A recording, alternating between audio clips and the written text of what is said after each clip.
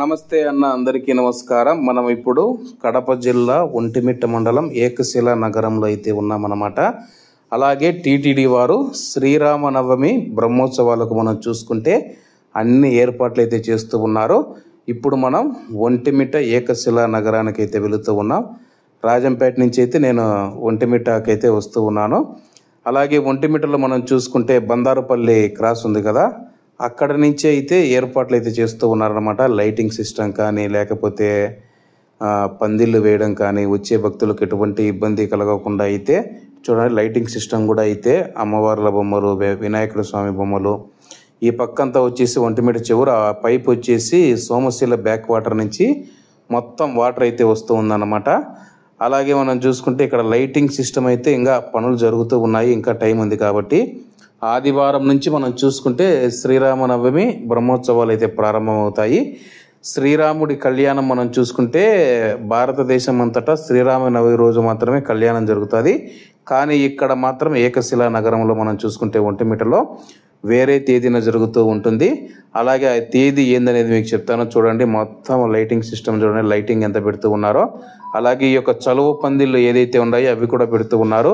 వచ్చే భక్తులకు ఎటువంటి ఇబ్బంది కలగకుండా వాళ్ళకు వాటర్ కానీ, లేకపోతే మజ్జిగ ప్యాకెట్లు కానీ, అలాగే అన్నదాతలు ఎవరైతే ఉన్నారో అన్నదానం చేసే వారికి వాళ్ళకు కూడా అయితే ప్రత్యేక ఏర్పాట్లు చేస్తూ ఉన్నారు. ఒంటిమిట్ట మనం ఈ నుంచి చూసుకుంటే 1.5 కిలోమీటర్ అయితే చూపిస్తూ ఉంది. ఆ టర్నింగ్ తిరుగుతానే మనకు ఏకశిల నగరం అయితే కనిపిస్తుంది. అలాగే ఎప్పుడైనా మీరు కడప జిల్లా ఒంటిమిట్టకు వచ్చి ఉంటే తప్పకుండా అయితే కామెంట్ చేయండి. అలాగే ఇక్కడ మనం చూసుకుంటే శ్రీరామనవమి బ్రహ్మోత్సవాలు అయితే అంగరంగ వైభవంగా జరుగుతాయి. అంటే ఈ యొక్క గుడిని మనం చూసుకుంటే టీటీడీ అయితే తీసుకోవడం జరిగింది. టీటీడీ తీసుకున్న తర్వాత గుడిని కూడా డెవలప్మెంట్ చేస్తూ ఉంది. ముఖ్యంగా కడప చెన్నై రహదారిలో అయితే, కడప తిరుపతి రహదారిలో అయితే ఉండడం వల్ల చాలామంది భక్తులు వెళ్ళే వాళ్ళు కూడా వచ్చి దర్శించుకొని వెళుతూ ఉంటారు. ఒంటెడు మిట్టెడు అని చెప్పేసి 2 వ్యక్తులు ఉంటే ఆ యొక్క 2 వ్యక్తుల వల్ల ఈ యొక్క ఊరికి ఒంటిమిట్ట అని అయితే పేరు రావడం జరిగింది. మనమైతే ఒంటిమిట్ట గుడి దగ్గరికి వచ్చాము. చూడండి, బోర్డు కోదండరామస్వామి దేవాలయం రైట్ సైడ్ అయితే చూపిస్తూ ఉంది. సైడ్ ఆపేసి నేనైతే వెళ్ళి మీకు మొత్తం ఏ ఏర్పాట్లు ఎలా ఉన్నాయని చెప్పేసి చూపిస్తాను. మొత్తం లైటింగ్ సిస్టమ్ అయితే ఎక్కువ పెట్టినారనమాట. ఇంకా అన్నీ జరుగుతున్నాయి పనులు, ఇంకా టైం ఉంది కాబట్టి ఒక్కొక్కటి. అక్కడ బోర్డు ఉంది శ్రీరామనవమి బ్రహ్మోత్సవాలని. ముందు ఆ బోర్డు అయితే మీకు చూపిస్తాను చూడండి. అక్కడికి వెళ్ళిన తర్వాత ఎప్పటి నుంచి మొదలవుతాయి, 6వ తేదీన శ్రీరామనవమి బ్రహ్మోత్సవాలు అయితే మొదలవుతాయి. 5వ తేదీ నుంచి 15వ తేదీ వరకు నేస్తున్నారు. అక్కడ 6వ తేదీ ఆదివారం శ్రీరామనవమి, 9వ తేదీ హనుమత్ సేవ, 11వ తేదీ శుక్రవారం కళ్యాణోత్సవం ఉంటుంది, 12వ తేదీ రజతోత్సవము. అలాగే మిగతాటి అన్ని దేవుడికి సంబంధించిన సేవలన్నీ జరుగుతాయి అన్నమాట. ఇదే కడప జిల్లా ఒంటిమిట్టలో ఉన్న ఏకశిల నగరం అన్నమాట. ఇక్కడ చూడండి, వైట్ మొత్తం టెంట్లు వేసి ఉండారనమాట. ప్రజలకు ఎటువంటి ఇబ్బంది కలగకుండా వచ్చిన వాళ్ళకు తీర్థప్రసాదాలు, అన్నదానం అన్నీ చేసేందుకు. ఎప్పుడైనా మీరు ఒంటిమిట్ట ఏకశిల నగరానికి వచ్చి ఉంటే తప్పకుండా అయితే కామెంట్ చేయండి. ఎందుకంటే కడప, రాజంపేట ప్రజలు, తిరుపతి ప్రజలు మనం చూసుకుంటే ఏదో ఒకసారి, నెలకు ఒకసారో 2 నెలలకు ఒకసారో చూడండి టీటీడీ దేవస్థానం బండి అన్నమాట. 2 నెలలకు ఒకసారో 3 నెలలకు ఒకసారో ఈ దావన మనమైతే వెళుతూ ఉంటాం. కానీ ఇక్కడికి ఎక్కడెక్కడి నుంచో దేశం నలుమూల నుంచి అయితే భక్తులు వస్తూ ఉన్నారు. ఎందుకంటే కానీ ఒకే శిలపైన అయితే శ్రీరాముడిని మొత్తం శ్రీరాముడు యొక్క విగ్రహాలు అయితే చెక్కబడి ఉన్నాయన్నమాట. అలాగే ఇక్కడ చూడండి, సూపర్ వాసు, అది సూపర్ కూల్ అంటారు కదా, అది కూడా అయితే పూయడం జరిగింది. భక్తులకు ఎండాకాలం వస్తారు కాబట్టి. అలాగే కోదండరామస్వామి దేవాలయంలో చేయవలసినవి, చేయకూడనివి మీరు వీడియోలో పాజులో పెట్టుకుని అయితే చూడండి. ఇక్కడ మొత్తం లిస్ట్ అయితే ఉందన్నమాట. ఇక్కడికి వచ్చినప్పుడు భక్తులు ఏ ఏ పనులు చేయాలని చెప్పేసి ఇక్కడ చూడండి. తిరుమల తిరుపతి దేవస్థానంలో శ్రీ కోదండరామ స్వామివారి ఆలయం, ఏకశిల నగరం ఒంటిమిట్ట. అలాగే దేవుడి యొక్క కళ్యాణం జరుగుతుంది. ఆ యొక్క కళ్యాణం జరిగే ప్లేస్ కూడా మీకైతే చూపిస్తాను. ఇప్పుడైతే అక్కడికైతే వెళుతూ ఉన్నాము. దేవుడి యొక్క కళ్యాణం కూడా అయితే అంగరంగ వైభవంగా జరుగుతుంది. వేలాది మంది భక్తులు అయితే ఆ రోజు వస్తారు, అక్షంతలు కూడా ఇస్తారనమాట. ఆ రోజు సీఎం నారా చంద్రబాబు నాయుడు గారు ప్రభుత్వం తరపున దంపతులు హాజరయ్యి పట్టు వస్త్రాలు స్వామికి సమర్పిస్తారని చెప్పి ఈ మేరకు టీటీడీ చైర్మన్, టీటీడీ ఈఓ ఇద్దరు వెళ్ళి నారా చంద్రబాబు నాయుడు గారిని ఒంటిమిట్ట కళ్యాణోత్సవానికి రావాలని చెప్పి ఆహ్వానించడం జరిగింది. ఒంటిమిట్ట నుంచి కడప రూట్లోకి మనం డౌన్లోకి వస్తాను. ఇక్కడ లెఫ్ట్ సైడ్ చూడండి, ఇదే అన్నమాట శ్రీరాముడి కళ్యాణోత్సవం అన్నమాట. ఇక్కడ చూడండి, ఇక్కడైతే హోటళ్ళు కూడా ఉన్నాయన్నమాట. ఎవరైనా వచ్చినప్పుడు దేవుని దర్శించుకోవాలంటే ఎటువంటి ఇబ్బంది కలగకుండా. ఆడ లెఫ్ట్ సైడ్లో కనిపిస్తూ ఉన్న విగ్రహం వారాహి అమ్మవారు అన్నమాట. నాకు చూస్తానే చాలా సంతోషం అనిపించింది.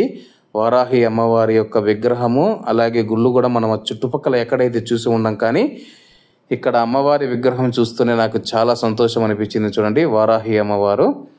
అలాగే చుట్టూ కొండల మధ్య అయితే ఈ యొక్క కళ్యాణ మండపం, కళ్యాణ వేదిక అయితే ఉంది. ఇక్కడ కూడా అయితే టీటీడీ ఏర్పాట్లు చేస్తూ ఉందన్నమాట. వేల మంది భక్తులు వచ్చే అవకాశం ఉంది కాబట్టి వాళ్ళకు ఎటువంటి ఇబ్బంది కలగకుండా అయితే ఏర్పాట్లు చేస్తూ ఉన్నారు. ఇక్కడ ఇంకా హోటల్ పనులు అయితే జరుగుతూ ఉన్నాయి. హోటల్లో కళ్యాణ మండపం అనుకుంటా, అక్కడైతే హోటల్ ఉన్నది. బయట కూడా చూసుకుంటే తినేదానికి హోటళ్ళు ఉన్నాయి, స్టే చేసేదానికి హోటళ్ళు కూడా ఉన్నాయన్నమాట. చూడండి, ఇవి వచ్చేసి కూలర్లు అనుకుంటాను, ఏసీ కూలర్లు. అవి కూడా దించుతూ ఉన్నారు. ఇంకా మొత్తం ఏర్పాట్లు చేయాలని చెప్పేసి అవన్నీ ఏసీ కూలర్లు అనమాట. కళ్యాణ వేదిక వచ్చేసి అదే అనమాట. మొత్తం అక్కడ బొమ్మ, దేవుడి బొమ్మ కనబడుతుంది కదా, అక్కడ కళ్యాణ వేదిక ఉంటే ఇక్కడంతా మొత్తం ఏర్పాట్లు చేస్తూ ఉన్నారు. ఆ పక్క ఈ పక్క భక్తులు కూర్చుండేదానికి. అలాగే ఈ యొక్క మైదానం ఉంది కదా, లైట్లన్నీ పెట్టారు చూడండి. ఎందుకంటే రాత్రిపూట కళ్యాణోత్సవం జరుగుతుంది కాబట్టి స్వామివారి కళ్యాణము ఎటువంటి ఇబ్బంది లేకుండా ఇక్కడ కూడా అయితే ఏర్పాట్లు చేస్తూ ఉన్నారు. పనులు జరుగుతూ ఉన్నాయి చూడండి. మొత్తం ఈ ప్రాంగణం అంతా ఇసుకేస్తే రాలనంత జనం అయితే వస్తారు.